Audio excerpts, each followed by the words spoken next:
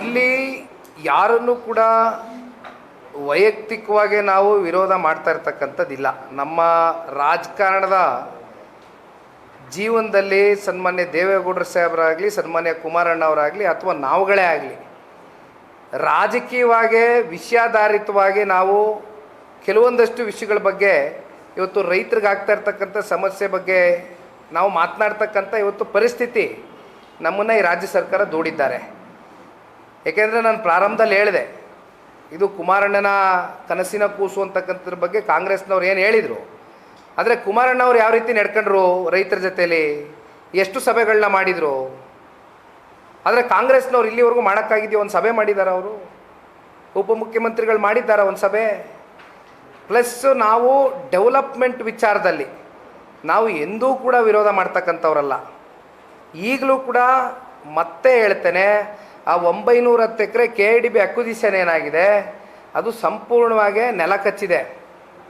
ಮಾಡಿ ಅಲ್ಲೊಂದು AICT ತೊಗೊಬನ್ನಿ, ನಿಮ್ಮ ಕಲ್ಪನೆ ಏನಿದೆ ತೋರಿಸಿ, ನಾವು ಖಂಡಿತವಾಗ್ಲೂ ತುಂಬೃದಯದಿಂದ ಸ್ವಾಗತ ಮಾಡ್ತೇವೆ. ಇಲ್ಲಿ ಯಾರನ್ನೂ ವೈಯಕ್ತಿಕವಾಗಿ ವಿರೋಧ ಮಾಡ್ತಕ್ಕಂಥ ಪ್ರಶ್ನೆ ಇಲ್ಲ. ಒಟ್ಟಾರೆಯಾಗಿ ಇವತ್ತು ರೈತರ ಮೇಲೆ ಆಗ್ತಾ ಇರ್ತಕ್ಕಂಥ ಈ ದೌರ್ಜನ್ಯದ ವಿರುದ್ಧವಾಗಿ ಇವತ್ತು ನಾವು ಪ್ರಶ್ನೆಯನ್ನು ಮಾಡ್ತಾ ಇದ್ದೇವೆ.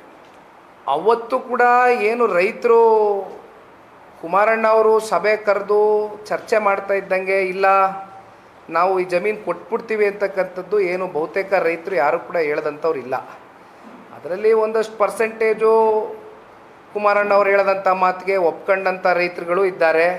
ಇನ್ನು ಕೆಲವೊಂದಷ್ಟು ಪ್ರಮಾಣದ ಪರ್ಸೆಂಟೇಜ್ನ ರೈತರುಗಳು ಇಲ್ಲ, ಇದು ಬೇಡ, ನಾವೇನು ಕೃಷಿ ಮಾಡ್ಕೊಂಡು ಹೋಗ್ತಾ ಇದ್ದೇವೆ, ನಾವು ಕೃಷಿಯ ಪದ್ಧತಿಯನ್ನು ನಂಬ್ಕೊಂಡು ಫಲವತ್ತಾದಂಥ ಭೂಮಿ ಇದೆ, ದಯವಿಟ್ಟು ಇದು ಯಾವುದೇ ರೀತಿ ನಾವು ಬೇರೆ ಡೆವಲಪ್ಮೆಂಟ್ಗೋಸ್ಕರ ನಾವು ನಮ್ಮ ಜಮೀನನ್ನು ಕೊಡಲಿಕ್ಕೆ ನಾವು ಸಿದ್ಧ ಇಲ್ಲ ಅಂತ ಹೇಳಿದ್ಮೇಲೆ ಕುಮಾರಣ್ಣವರು ಸ್ವಾಭಾವಿಕವಾಗಿ ಕೈ ಬಿಟ್ಟರು.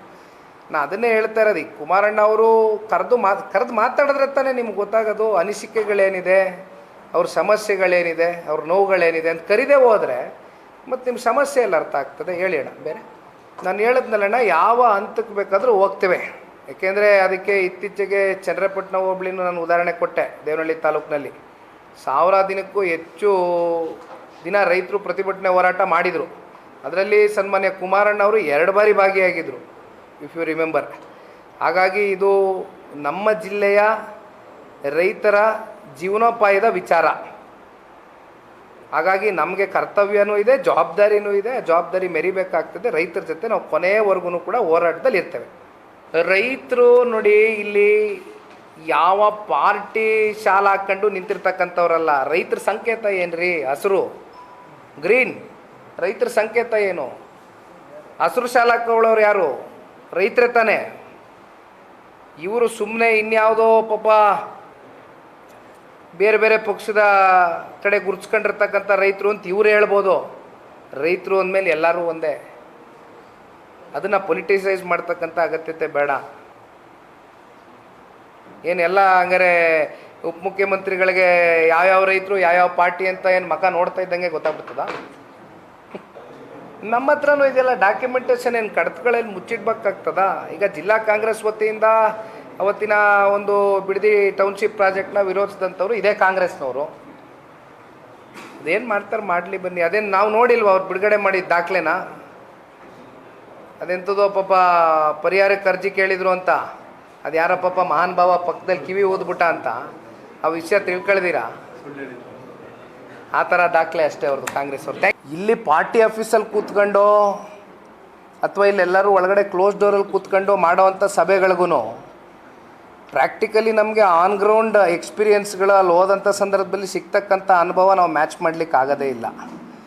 ಒಂದು ಇದರಲ್ಲಿ ಭಾಳ ಚೆನ್ನಾಗೇ ಈ ಪಕ್ಷದ ಕಾರ್ಯಕರ್ತನಾಗಿ ನನಗೆ ಅರ್ಥ ಮಾಡ್ಕೊಳ್ಳೋಕ್ಕೆ ಸಿಕ್ಕಂಥ ವಿಚಾರ,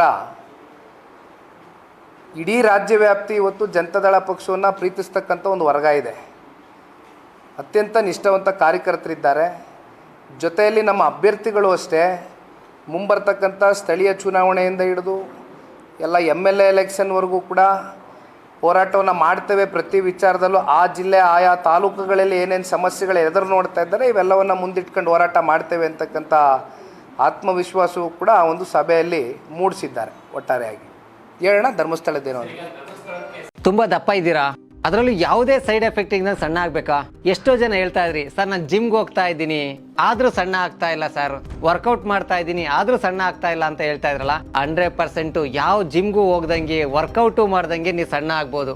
ಪ್ರತಿದಿನ ಬೆಳಿಗ್ಗೆ ಸಂಜೆ 2 ಟೈಮ್ ನಮ್ಮ ಜೀನಿ ಸ್ಲಿಮ್ನ ಯೂಸ್ ಮಾಡಿ ಯಾವುದೇ ಸೈಡ್ ಎಫೆಕ್ಟ್ ಇಲ್ದಂಗೆ ನೀವು ಸಣ್ಣ ಆಗ್ತೀರಾ. ಯಾಕೆಂದ್ರೆ ಜೀನಿ ಸ್ಲಿಮ್ಮು ಒಂದು ಉತ್ತಮ ಆಹಾರ.